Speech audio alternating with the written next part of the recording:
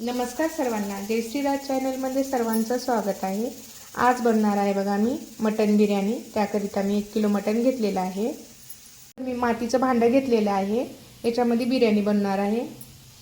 मी मातीच्या भांड्यामध्ये आहे ना मटन टाकून घेतलेलं आहे।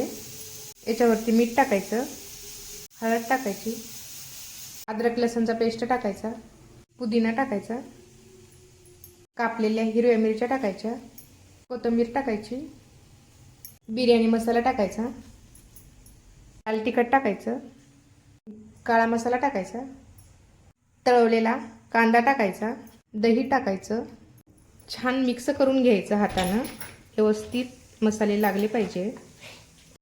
गरम झालेलं तेल टाकायचं याच्यावरती। तेल टाकल्याने छान मिक्स करून घ्यायचं याला। झाकण ठेवून अर्ध्या घंट्यासाठी ठेवून द्यायचं मॅरिनेट होण्यासाठी। गॅस ऑन करायचा, त्याच्यावरती भांडं ठेवायचं। गरम झालेलं आहे, तूप टाकायचं थोडं।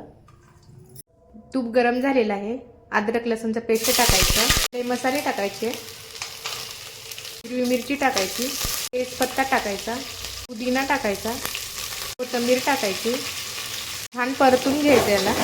याच्यामध्ये पाणी टाकायचं, याच्यामध्ये राईस बॉईल करून घ्यायचा आहे आपल्याला।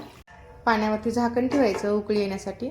मीठ टाकायचं, पाण्याला उकळी आलेली आहे। राईस मी अर्धा घंटा पहिलेच भिजू घातलं होतं, ते आता पाण्यात टाकून घ्यायचं, छान परतून घ्यायचं याला। बघू शकता राईस बॉईल झालेला आहे, अर्धा घंटा झालेला आहे मटनला मॅरिनेट होऊन। त्याच्यावरती राईस टाकून घ्यायचा। बघू शकता मी सर्व राईस टाकून घेतलेला आहे मटनवरती। वरती थोडा कलर टाकायचा, केसरी कलर टाकलेला आहे।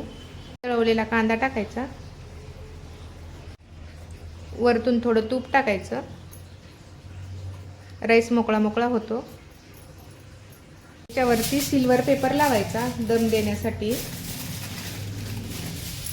सिल्वर पेपर लावून झालेला आहे, बघू शकता सर्वीकडे व्यवस्थित लावलेला आहे। आता याच्यावरती झाकण ठेवायचं, गॅसवरती हंडी ठेवायची दम देण्यासाठी। 15 मिनिटं फुल गॅसवर ठेवायचं आणि 5 मिनिटं स्लो गॅसवर ठेवायचं। बघू शकता बिर्याणी झालेली आहे, त्याचं ढक्कन काढले मी। आता बघा मी याचं पेपर काढते, सिल्वरचं पेपर लावलं होतं।